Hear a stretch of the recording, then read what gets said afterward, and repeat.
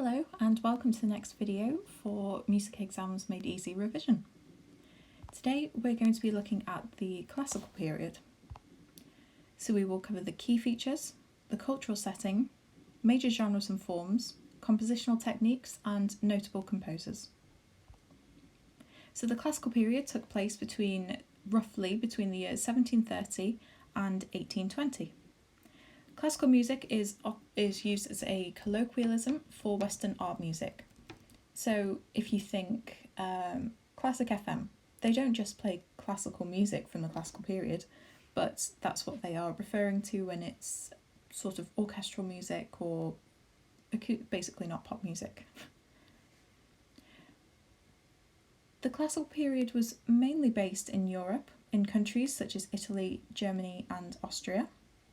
But there are also connections with England, as many composers premiered their works in London, and Haydn actually composed 12 London symphonies, though it's the last of these that is often referred to as the London Symphony. During this time there was a desire to move back to the classic nature of ancient Greece, as well as a natural and simple style which defined the classical period. Some of the key features you'll notice are a homophonic texture, so melody and accompaniment. This was used a lot during the classical period, and there is an example on the top right which helps to quite clearly demonstrate what I mean by melody and accompaniment. The Alberti bass was a very prominent feature. It's a specific type of broken chord accompaniment, so it uses the low note, then the high note of a chord, then the middle, then the high. So if you think of C, E, G, 1, 3, 5, it would be 1, 5, 3, 5, then repeat. Again, there's another diagram for you at the bottom right this time just to demonstrate that.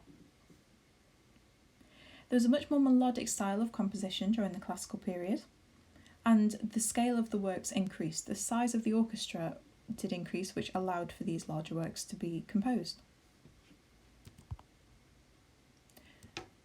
Now looking at genres and forms, the symphony began to take root during the classical period and then carried on through the Romantic period. It's a large orchestral work with 4 movements, each of these movements having a different mood. Concertos remained a popular genre, with the addition of a cadenza towards the end, which was used to show off the virtuosity of the soloist using themes from the concerto. Opera was a very popular genre during the classical period. It had already been established during the Baroque period, but it just continued to gain popularity during the classical period. So some of the most well-known operas arose from this time.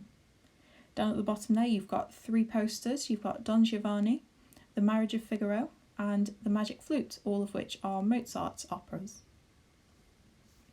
Chamber music was also prominent in the classical period.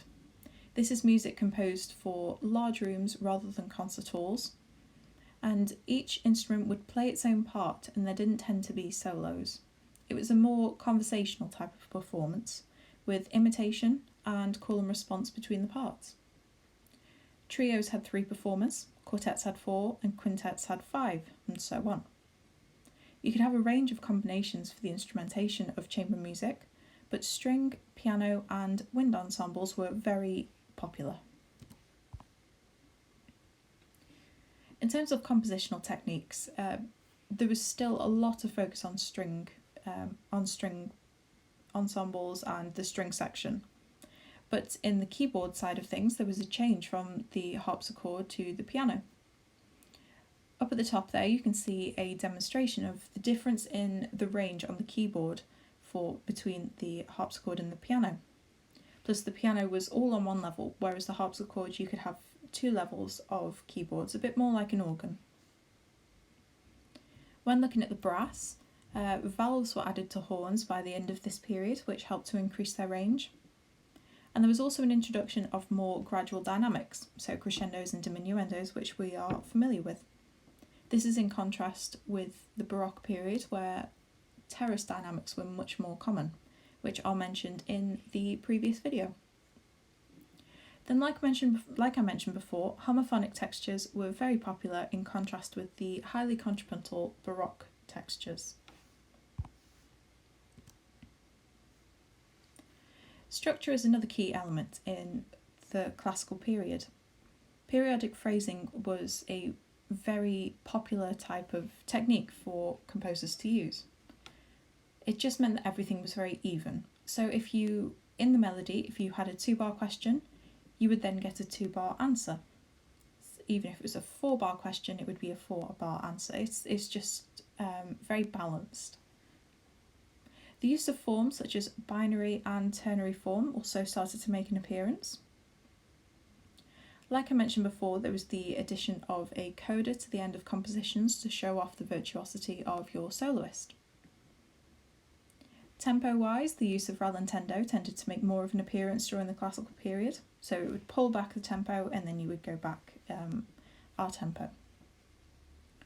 There was less use of ornamentation during the classical period as opposed to the Baroque period, but trills and appoggiaturas were still popular. So a couple of notable composers for you. We have Mozart, Haydn and Beethoven, though it is worth noting that Beethoven was a transitional composer between the classical and romantic era, so he composed in both. And then a couple of their works listed underneath just for you there. Though, like I said before, the 3 operas that are on the other slide, they are composed by Mozart, all of which are worth a listen to. Thank you very much for watching and good luck!